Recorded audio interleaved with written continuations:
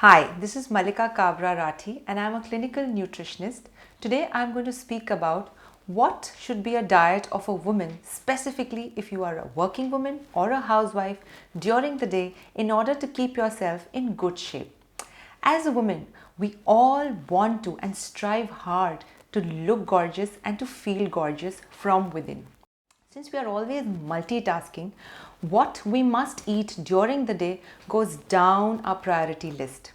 You could be a working woman, a housewife, a teacher, a student, or a businesswoman.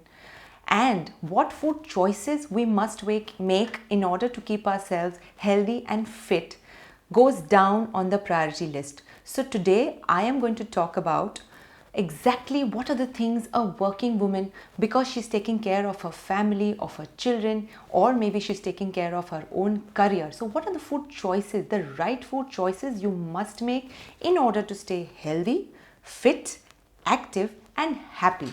Yes. So now let's start with the diet plan that exactly you must follow in order to stay in good shape. So two most important things that you have to take care of. One is prioritizing. Yes, as women, we tend to neglect ourselves and put ourselves on the last priority. So yes, we have to focus on our health first, because if the woman of the family is healthy and fit, she can give rise to a stronger and fitter family, society and nation. Yes, so a little bit of prioritizing and planning. If we are well planned a day in advance, we can be prepared for any eventualities like an urgent meeting that comes up, or some guests who turn up, or suddenly if the kids go sick. So if you are well prepared in advance, you will ensure that no matter what, your food is in time.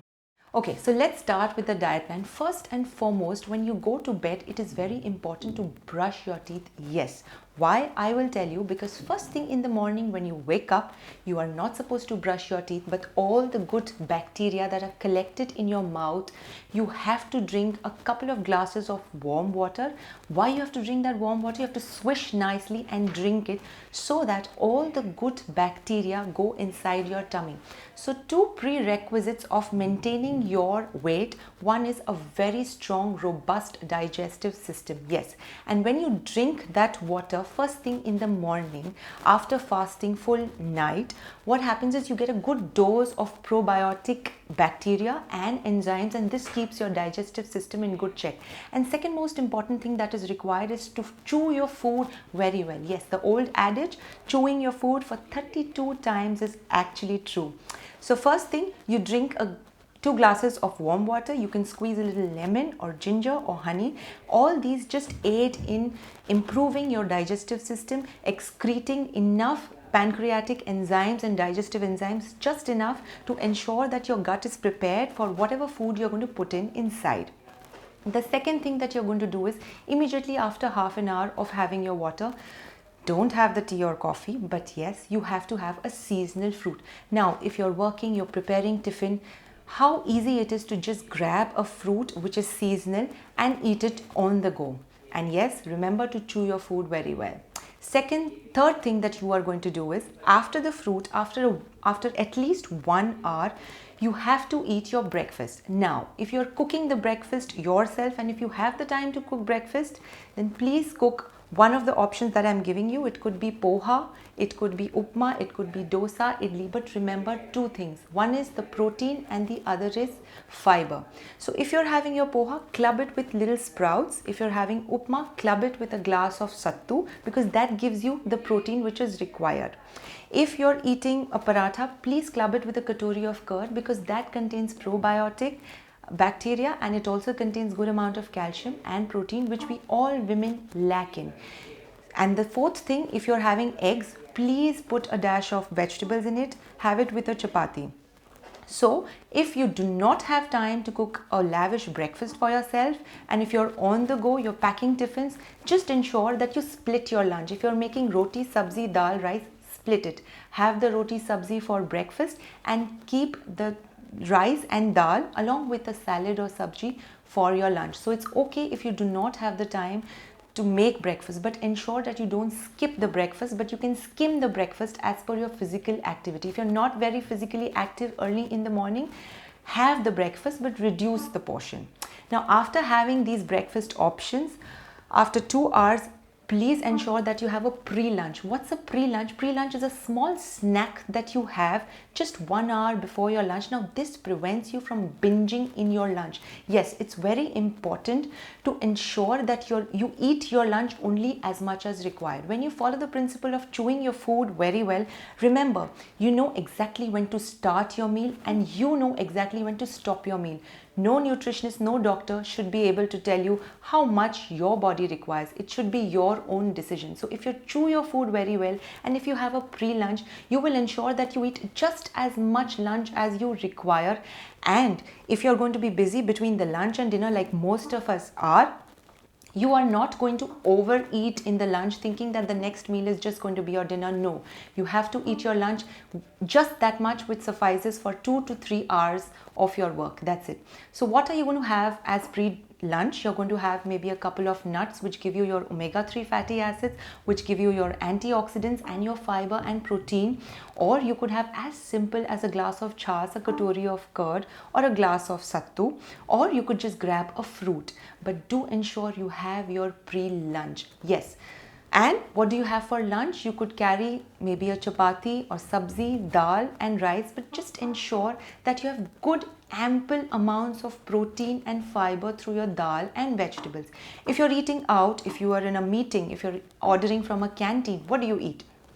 Call for a dal khichdi, for idli sambar along with the chutney. Yes, because coconut is rich in medium chain triglycerides, is good in essential fatty acids, protein and fiber. This is exactly what we want. You could have fish curry and rice, but do have a bowl of salad or sabzi with it to give you your fiber dose. You could have chana masala along with tandoori roti if you're ordering from outside, but do have it with a bowl of salad. Avoid vegetables which are rich in gravy because they're full of fat and they're devoid of protein. And if you're carrying your own dabba, if you're having wheat chapatis, it's always advisable. This is my quick tip that I'm going to give you, is to add a little bit of soybean or brown chana atta or little sattu atta to your wheat atta, and to ensure that your wheat atta is thick, jada, mota atta, so that it contains all the fiber, and that is the key essence to maintaining your weight, because the more amount of fiber in your diet, the fiber extracts all the extra fat from the body and it gives you good satiety value. Yes. So after lunch, please ensure within half an hour to 1 hour of your lunch, you sip on a green tea. Now, there are many advantages of green tea. More so for us women is it extracts any extra fat from the diet and it aids in digestion. This is what we want to keep healthy and fit. And after 2 to 3 hours of lunch, 4 to 6 is the major time when we binge or we cringe to eat something which is excessively high in fat or which is very tasty. Now, how do you curb that? 4 to 6, please ensure that you eat something. Now, if you're eating out, ensure if you can share your meal with somebody, you could have as simple as an idli, dosa, dhokla sandwich, but share it with somebody. And remember the protein and fiber rule. So if you're having your sandwich, have it with that slice of cheese, or have it with the paneer, or have it with the chicken along with vegetables. If you're having your idli, have it with the sambar, but share it with somebody, because that is not your dinner, it's your pre-dinner. So having some snack between 4 to 6, as simple as a fruit or roasted chana and peanuts or nuts or a glass of chas, or as complicated as some snack which you're ordering from outside, that ensures that you don't binge in dinner. Now, what happens? The key to maintaining your weight is to keep your dinner light, because as the day progresses, our metabolic rate of the body goes down and our fat burn capacity goes down, and the body's capacity to store fat increases because we are just reaching our bedtime. So this snack will ensure that you don't binge for dinner. Also, if you are into a night shift job, then all the more important to eat some snack at 4 to 6, so that even if you're having a late dinner, you have your energy levels in good shape. So you have good energy levels to last you for the night. Now dinner. Remember, the dinner has to be at least 2 hours prior sleeping, and keep it as light and as simple as possible. I want you to eat your rice or roti for dinner, but have either or, not both. And I would prefer if you could have a bhakri made out of bajra, jawar, makai or nachni, because these bhakris not just give you a lot of satiety, but they contain calcium, iron, good amount of minerals and fiber, which is very important for us women if you want to prevent in future cases of osteoporosis, heart diseases or weak joints and limbs. Please ensure you have a lot of these bhakris along with vegetable and good amount of dal, because that will ensure that your energy levels are good, you don't have iron deficiency, anemia, and you don't have protein deficiency. And also along with that, it gives you a lot of minerals. Yes, because we women menstruate every month, so we lose a lot of blood along with minerals. So all these bhakris ensure they give you a lot of minerals in the diet. And along with that, ensure that the dal is not always yellow in color, but please bring more color to your dals by eating a lot of different varieties of pulses which Indian soil has in abundance, like chole, rajma, chavli, watana, wal, akha masoor, akha urad. Yes, so please do away with only yellow dals, but bring more color to your plate with adding as many pulses. And yes, it's very important to eat pulses, and there is a myth that we should not eat pulses at night. If your pulses are soaked well, if you're cooking your pulses with good amount of hing, zira powder and lemon juice and ginger and garlic, you will ensure that the sprouts do not give you gas or discomfort, but instead it gives you a lot of satiety and a feeling of fullness and happiness. So the dinner has to be light. If you can't cook another fresh set of vegetable, you can have the lunch's vegetable in your dinner, but do ensure you have some vegetable or salad or soup.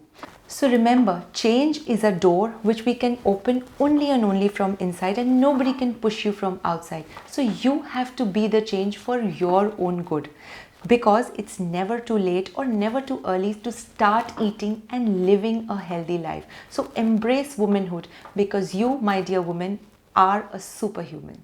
For more information, feel free to contact me on Librate.com.